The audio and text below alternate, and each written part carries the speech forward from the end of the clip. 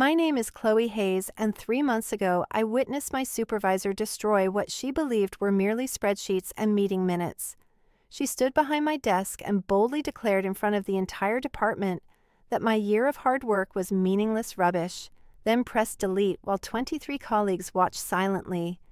In truth, what she wiped away was the unseen backbone that supported our entire company. When my phone rang 30 seconds later with a job offer worth $500,000, I understood she had unintentionally handed me the perfect tool for an act of destruction more gratifying than I could have ever dreamed. Before I explain exactly how watching her unravel became the most rewarding moment of my career, could you kindly take a moment to click that like button and subscribe? What I am about to reveal will demonstrate how an act of meanness can boomerang in ways that seem surreal until they occur right before your eyes. Believe me, you want to hear every single detail of how this all unfolded.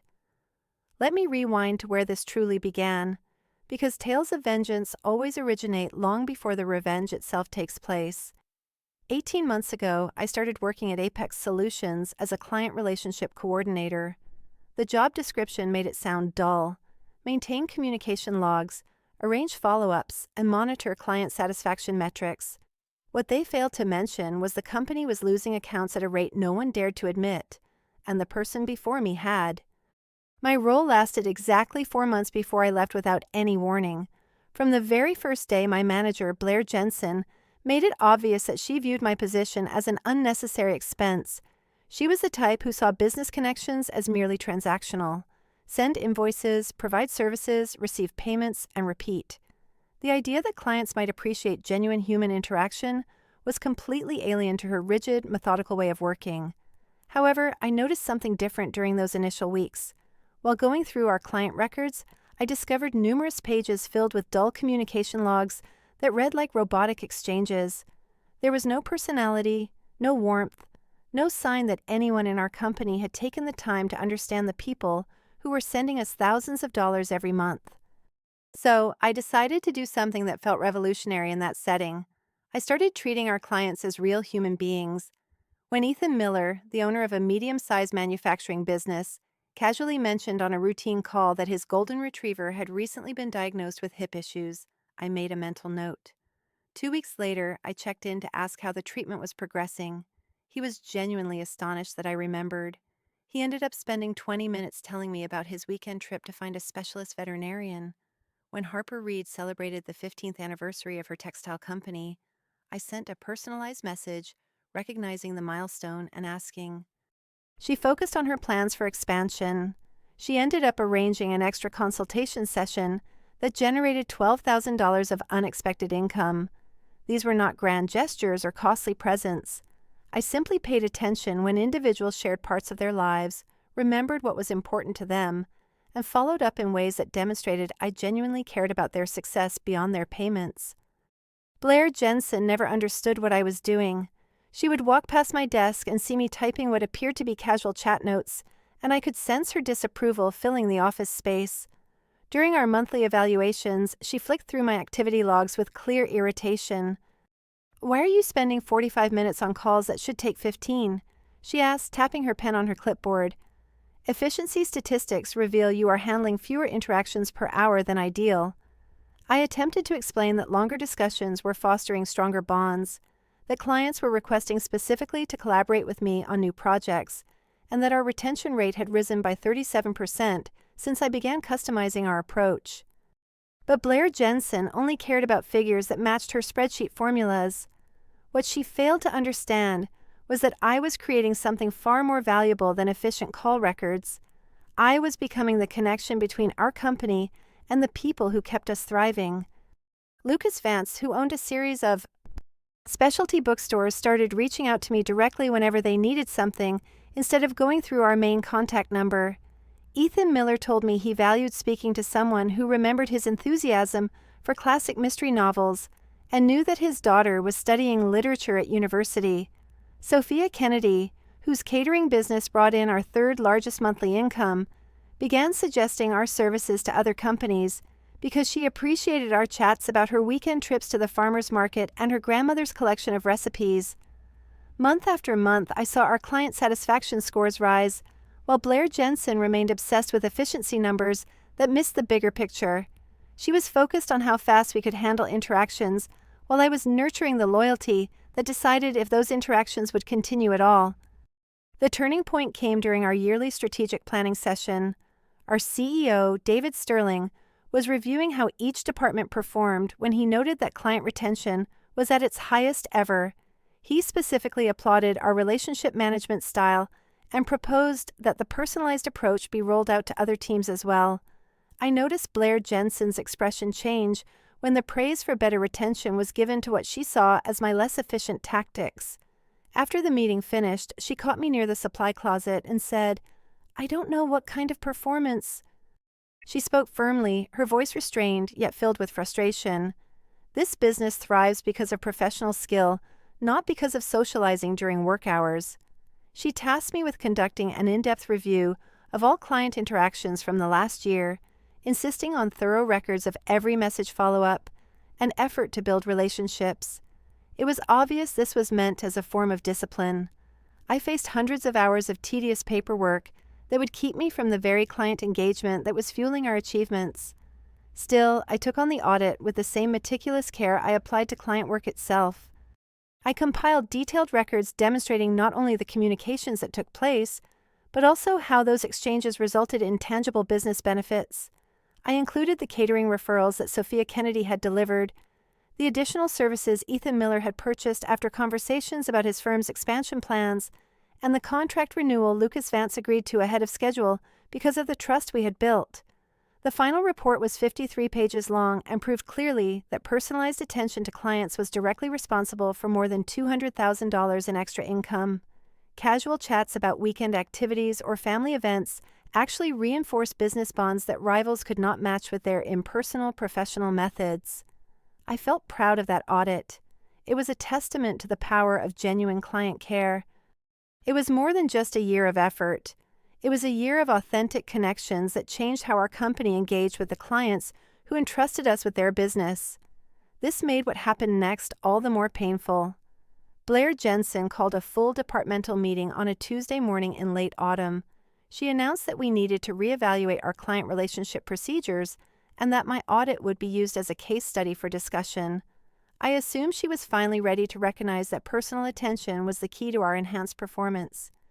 Instead, she instructed me to project my audit files onto the main conference room screen with the entire department watching. Then she proceeded to critically analyze every personal note, every conversational detail, every effort to build relationships as proof of unprofessional boundary breaches. "This type of inefficiency undermines our service standards," she said, as she scrolled through months of meticulous records. "Small talk about pets and hobbies has no place in business communications. These files demonstrate a total failure to maintain the proper professional distance." A flush of embarrassment spread across my neck as 23 colleagues observed her dismantle work that had generated considerable income for the company. She was presenting my greatest professional achievement as a warning of what not to do, but then she crossed a line I had never expected her to cross. She opened the file containing my entire audit database, including every client comment, every detail about relationships, and every recorded conversation that demonstrated how personalized care was fueling our business achievements. Her finger hovered over the delete option as she continued discussing the importance of maintaining professional standards. "This whole strategy is nonsense," she declared, her hand poised above the deletion command. "Starting today, we are returning to streamlined professional communication procedures with clients." Then she pressed delete. I witnessed an entire year of relationship cultivation vanish from the screen. 53 pages of recorded connections that had brought in hundreds of thousands of dollars in revenue disappeared in a single spiteful moment. The conference room fell into complete silence as everyone absorbed what had just unfolded. Blair Jensen turned away from the screen with a pleased look, clearly anticipating that I would accept this indignity and rebuild my work using her favored techniques. However, she made a critical error. While destroying my documentation, she did not erase the real relationships I had established. The clients who trusted me, who contacted me directly, and who shared intimate details about their lives and businesses. Those bonds lived in their hearts and in minds, not in our digital records. Moreover, it seemed some of those connections had been paying close attention to the internal workings of our company. More cautiously than anyone had expected, my phone began to vibrate before Blair Jensen had finished outlining her new efficiency protocols. The caller identification revealed Summit Advisors, a consulting agency recently established when 3 former coworkers left to launch their own business. I stepped outside the meeting room to answer the call, my hands trembling after witnessing my work being erased in front of everyone. "Chloe," said the voice on the other end, "we have been monitoring the developments at Apex and want to have a conversation." What followed was a game changer. Summit Advisors had closely followed our progress in client retention and had identified precisely who was responsible for maintaining key client satisfaction. They had intended to reach out to me for several months, but watching Blair Jensen obliterate my audit documents convinced them this was the ideal moment. "We are ready to offer you $500,000 annually to become part of our team," they stated, along with equity stakes and full control over client relationship tactics. "We believe that personalized care is the future of business consulting, and we want you to shape that future alongside us." $500,000, which was more than twice my present salary, with an employer who appreciated exactly what Blair had dismissed as pointless inefficiency. Yet the most remarkable aspect of their proposal was not the money. "We understand you cannot bring any proprietary data from Apex," they assured me, "but we also recognize client relationships rely on trust and genuine connection rather than mere database records. If you decide to join us and clients prefer collaborating with someone they trust, instead of remaining with a person who sees them only as transaction figures, this simply reflects differing business values." I realized immediately what they implied. They were not asking me to take clients unlawfully or breach any contracts. Instead, they were making the point that if I left Apex and clients chose to work with someone who recalled details like their dog's medical issues and their daughter's college ambitions, that was their decision to make. When I returned to the conference room, Blair Jensen was still going on about workplace efficiency standards, while my former colleagues avoided eye contact, either staring at their hands or their notebooks, clearly uneasy about what they had just observed. She noticed I was back and stopped her talk. "Do you have any questions about the new communication guidelines?" I scanned the room full of people I'd worked closely with for 1 year and 6 months. Then I looked at the blank screen where my audit had been displayed and erased, and finally at Blair Jensen's expectant face. "Actually," I said, "I have an announcement to make." What happened next turned out to be the most rewarding moment of my career. However, I want to save that for the next chapter of this story, since the retaliation that followed was so flawlessly executed. Directed by Blair Jensen herself, you need to understand exactly how her own decisions triggered a chain reaction that destroyed everything she believed she was safeguarding. The remarkable part of what happened was not that I had concocted some intricate plan to harm her or the company. What was remarkable was that by erasing my efforts in relationship building, she unintentionally removed the single factor that kept our largest clients loyal. She assumed she was just deleting unnecessary records. In reality, she wiped out the very base of customer allegiance that had taken a year to establish and could vanish in only a few weeks. When my phone rang with that generous offer worth $500,000, I instantly realized she had given me the ultimate form of revenge, allowing natural outcomes to take place, while she helplessly watched everything she believed to control slip away forever. "I am resigning from Apex Solutions effective immediately," I announced calmly, despite the rush of adrenaline inside me. I informed them I would be joining Summit Advisors as their new Director of Client Relations. The conference room fell into complete silence. The only sounds were the soft hum of the air conditioner and someone nervously clicking a pen on their notebook. Blair Jensen's face changed from confident satisfaction to confusion, and then to sheer panic. "You cannot just quit in the middle of a department meeting," she muttered, clearly shocked by what she was hearing. An unforeseen event unfolded. "There are protocols, notification requirements, and transition steps," I was told. "Actually," I responded, pulling out my phone to display the contract offer I had just received, "my employment agreement permits immediate resignation if the workplace becomes hostile or if there is professional misconduct." Having my work erased in front of colleagues while being publicly shamed fit both criteria perfectly. Ethan Miller, who had been quietly watching from the back of the room, stepped forward. Maybe we should talk about this privately before rushing into any decisions.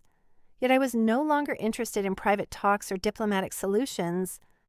Blair Jensen had deliberately chosen to humiliate me in front of everyone, so she would have to face the consequences equally in public. There is nothing to discuss, I said, collecting my belongings from the conference table. My choice is absolute. I will submit my official resignation within the hour. As I headed for the conference room exit, I felt 23 pairs of eyes fixed on me.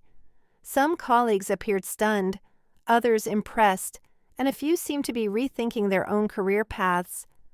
Blair Jensen called after me, her voice unusually high-pitched. "You are making a huge mistake. Summit Advisors is a startup without an established reputation. You are sacrificing job security for some illusion that relationship building matters more than professional standards." I paused at the doorway and turned back to face her. We will see which method proves to be more worthwhile. Within one full day, I had cleared out my desk, finished exit interviews, and begun my new role at Summit Advisors. Their office was smaller than Apex's but radiated energy and enthusiasm about creating something groundbreaking in the consulting world. More importantly, I was finally surrounded by people who recognized that business bonds grow from authentic human connection rather than efficiency statistics and rigid communication standards. However, the true confirmation of my choice appeared in the weeks afterwards as I witnessed the inevitable outcomes of Blair Jensen's decisions unfold with harsh accuracy. I had never contacted any Apex clients. Neither did I place sales calls nor send recruitment messages. Instead, I only updated my professional profiles to show my new role, while remaining the same person who had dedicated a full year to developing sincere relationships with those needing consulting services. The initial call arrived on Thursday morning, 3 days after beginning at Summit Advisors. Ethan Miller, the manufacturing business owner whose golden retriever I had asked about during routine check-ins, dialed my new office directly. "Chloe," he said, "I heard through the professional network that you have moved to a new firm. I wish to congratulate you and learn more about your new company's services. He spent an hour sharing details about his business requirements, his plans for growth, and also about his dog's enhanced mobility following specialist treatment. By the close of our discussion, he arranged a meeting to explore transferring his account to Summit Advisors. Later that same day, I received another call. Harper Reed, whose textile company's milestone I had recently celebrated, wanted to review her upcoming project demands with someone who truly grasped her business values. She told me, "I have been working with consulting agencies for 12 years, and you are the first person to make me feel that my company was important beyond just the invoice total. If your new firm offers the same dedicated care, I am keen to switch." Within my first week at Summit Advisors, 6 former Apex clients had reached out to me, not because I contacted them, but because they valued working with someone who saw them as people instead of mere account figures. Meanwhile, back at Apex Solutions, Blair Jensen began to understand the gravity of what she had erased by deleting my relationship-building materials. I learned about her increasing distress through shared contacts in the professional network. Apparently, she tried to connect with key clients for routine updates, only to find that many no longer wished to renew their contracts. When she then rang Ethan Miller to arrange during the quarterly review, he courteously informed her that he was investigating alternative consulting options and would not be renewing his yearly contract. When she reached out to Harper Reed about forthcoming project requirements, Harper revealed that she had partnered with a consultant who better aligned with her company's core values. One after another, the clients I had spent an entire year nurturing relationships with chose to collaborate with someone who recalled their individual details, business obstacles, and personal communication styles. Blair Jensen had assumed that client loyalty was connected to Apex's brand prestige and quality of service. She was uncovering that loyalty actually stemmed from the meaningful personal bonds that made clients feel appreciated and truly understood. In the 3rd week following my exit, a call came that crystallized just how damaging Blair's choice had been. Lucas Vance, The owner of the bookstore, who had started contacting me directly rather than using Apex's central line, wanted to share something important. "Blair Jensen called me yesterday," he said, inquiring if there were any issues with the service that could explain why I was looking at other consulting options. When I told him I was moving to Summit Advisors because I valued the personal rapport we had developed, he chuckled, though not in a way that suggested humor. He explained that Blair even argued with him about it, unable to accept that personal connection played such a crucial role. Relationships should be founded on service excellence, not on casual conversations about books and family matters. She claimed I was making a decision driven by emotions instead of a rational business choice. Can you imagine that? She was lecturing me about how I should select my consulting partners independently. That single phone call exposed everything that explained why Blair Jensen's strategy was failing so dramatically. Even when confronted with clear proof that personal connections influence client choices, she refused to change her mindset. She insisted that efficiency metrics were more important than making clients feel appreciated and understood. By the conclusion of my first month at Summit Advisors, 14 former Apex clients had either moved their accounts to our firm or opened discussions about switching. These were not minor clients. They accounted for more than 60% of Apex's yearly revenue. I was not actively pursuing them. I was simply available when they reached out, recalling details about their personal lives and business challenges, and offering the same personalized care that had initially cemented our relationships. Summit Advisors was thriving well beyond its most hopeful forecasts, while Apex Solutions was undergoing the most severe client retention crisis in its history. The most rewarding aspect was not the financial gain or professional achievements, though both were remarkable. The greatest satisfaction lay in the fact that Blair Jensen had engineered this entire scenario. Her downfall stemmed from a stubborn unwillingness to appreciate what clients truly desired. She had the chance to embrace my relationship-building strategy and could have benefited from higher retention rates and increased client satisfaction. It was clear that giving personal attention brought tangible business gains, yet she chose instead to disgrace me openly and erase work that symbolized hundreds of thousands of dollars in client loyalty. She seemingly valued her efficiency-driven ideology more than undeniable proof of success. Approximately 2 months following my exit, I learned through industry connections that David Sterling had convened an urgent board meeting to confront the crisis in retaining clients. Apex Solutions faced the threat of workforce reductions, downsized operations, and possibly being acquired by a larger corporation just to endure the decline in revenue. Blair Jensen, who had been so sure about her professional standards and efficiency metrics, was now struggling to justify how the firm lost the majority of its key accounts within 8 weeks. According to insiders still employed there, her initial response was to blame my leaving for the client departures, claiming I had somehow damaged client relationships or breached ethics to capture accounts.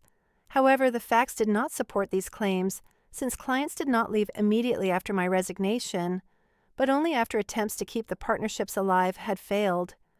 The dynamics shifted with Blair Jensen's new method focused on efficiency, revealing that clients actually desired working with people who saw them as unique individuals. The board's inquiry uncovered what I could have explained months before. Clients select consulting partners based on trust, the quality of communication, and the sense of being appreciated, rather than the speed of call processing or the efficiency of addressing their issues. Blair had spent an entire year dismissing relationship building as nothing more than unproductive social chatter. Now she was confronted with the fallout: client losses that endangered the company's very existence. 3 months after I left, I received a call that completed the story of poetic justice. Ethan Miller reached out to discuss what he termed a possible partnership. He wanted to explore whether Summit Advisors might be interested in acquiring Apex Solutions' remaining client base and potentially hiring some of their employees during what he described as a strategic overhaul. The company that once labeled my approach to relationship building as worthless nonsense was now seeking to offload their remaining resources to a firm founded on precisely the values Blair had dismissed. During our discussion, Ethan also noted they were reconsidering leadership strategies in their client relations division.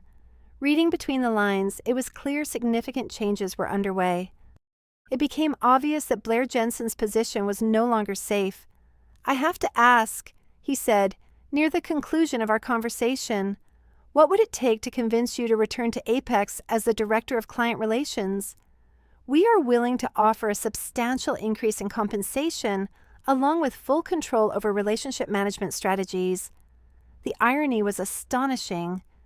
Just 3 months after witnessing my work being erased in front of my coworkers, I was now being headhunted to come back and apply exactly the same methods at a much higher salary with complete authority over the department that had rejected my ideas.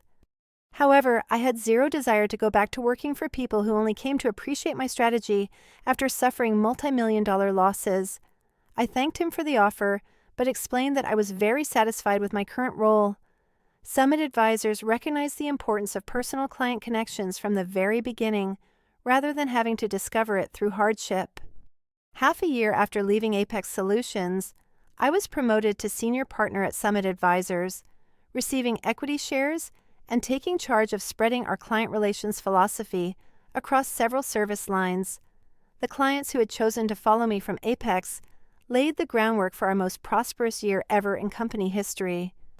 Meanwhile, Apex Solutions went through the strategic changes that Ethan Miller had described in less direct terms. They terminated 30% of their personnel, sold off their largest office, and ultimately merged with a competitor who prioritized efficiency metrics over genuine personal connections. Blair Jensen was not kept on after the merger. I found out about her leaving through LinkedIn notifications and conversations within the professional community. Former coworkers shared that during her final months at Apex, she attempted to mend client ties by applying the same detached approach that initially triggered the crisis. It seems she never realized that the issue was not her communication abilities or technical expertise. The true problem lay in her core conviction that business interactions should remain purely transactional. The last news I received about her situation came from a shared professional contact who noted that she struggled to secure similar roles because her latest position ended amid a major client retention breakdown. Prospective employers were understandably hesitant to hire someone whose leadership style had played a part in a significant revenue decline, particularly in client-centric roles where building relationships is crucial. While I did not take pleasure in her career challenges, my satisfaction stemmed from seeing the ideals she once mocked and dismissed now widely embraced by our industry as vital for lasting success. Consulting firms everywhere began prioritizing personalized client engagement strategies, and professional development programs followed suit. The significance of treating clients as unique individuals instead of mere sources of business was highlighted. Every thriving consulting firm prioritized exactly the method that Blair Jensen once dismissed as pointless nonsense. She had misunderstood what clients truly valued, what fueled business achievement, and the critical role of personal bonds in professional interactions. Her misjudgment became clear not through complex plots or strategic assaults, but simply by letting natural outcomes take their course after she decided to publicly discard work that was central to building customer loyalty. The most refined form of retribution is always the one where your adversary defeats themselves through their own poor choices, and all you do is step aside and allow their mistakes to bring about the ruin they have earned. Today, 2 years after witnessing my audit documents being erased in front of 23 coworkers, I lead the client relations department for one of the fastest expanding consulting firms in our area. Our achievement is founded solely on the very principle Blair Jensen rejected. Business connections flourish when people feel appreciated, understood, and personally linked to those who serve them. Every day, I collaborate with clients who value having their birthdays remembered, their personal news acknowledged, and their professional challenges met with sincere dedication to their success. Each day serves as a reminder that the greatest form of revenge against those who underestimate your efforts is to prove them wrong by thriving elsewhere. Blair Jensen believes she was removing outdated paperwork when she wiped out my work on relationship building. In reality, what she erased was the sole factor keeping her professional life from falling apart. Occasionally, the most rewarding revenge comes from allowing people to suffer the natural fallout of their awful choices, while you create something far superior in a different place. If this tale struck a chord with you, or if you have ever had someone belittle important work you knew mattered, I invite you to share your story in the comments below. Often, the best remedy for betrayal at work is exchanging experiences with those who understand the sting of having their contributions ignored by those who should appreciate them. And if you found this account of how deleting my files marked the start of Blair's professional decline intriguing, please like the video and subscribe for more real stories about workplace payback that unfolds naturally as inept supervisors face the repercussions of their own flawed decisions.